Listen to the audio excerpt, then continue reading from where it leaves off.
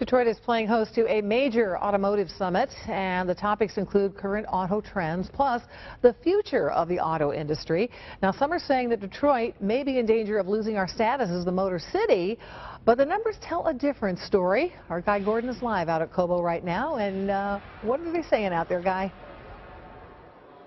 Ruth, they sure are telling a different story. You know, 30 years ago, one of the chairmen of the Big Three called Michigan a hellish place to do business because of labor troubles, higher wage rates, also just the cost of doing business. You don't hear those kinds of complaints here anymore. In fact, we are number one. Take a look at the numbers that they unveiled here today. It makes a pretty impressive case for Michigan being the automotive capital. 13 assembly plants, 35 component plants, 63 of the top 100 auto suppliers are headquartered here. All of those more than any other state. 70% of the research and development is done in the state of Michigan for autos.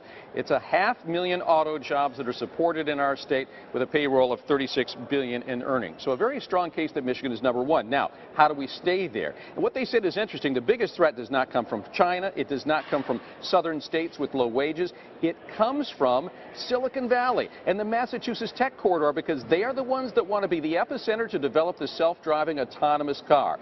And those are the people that will see the majority of growth going forward. Governor Snyder says we have to hit home runs in the 3 C's to bring more talent. We need more collaboration with the private sector in terms of understanding what their needs and demands are and how they can be more proactive. It's about the creation of that talent through the education sector, particularly our community colleges, our career tech ed centers, great opportunities there. And we're the connector in terms of bringing those worlds together. And so this has got to be a first-rate educational system here, Guy.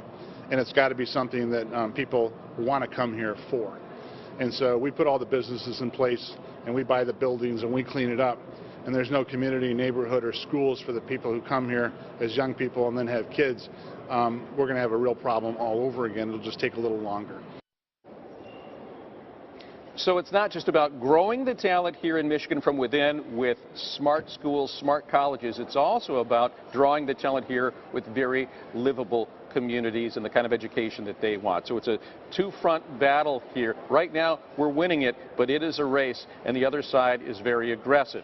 Now, ironically, as we were talking about retaining jobs in Michigan, we learned today that we lost some. Cadillac's headquarters, their brand headquarters, will be moving from the RenCen to New York City to try to access more prestigious marketing talent and to upgrade their profile. We'll talk more coming up at 6 about whether they can accomplish that, and the fact that, you know what, it kind of stings. We're live from the Michigan Auto Summit. I'm Guy Gordon, Local 4. Back to you, Ruth. Okay, a lot going on. Thank you.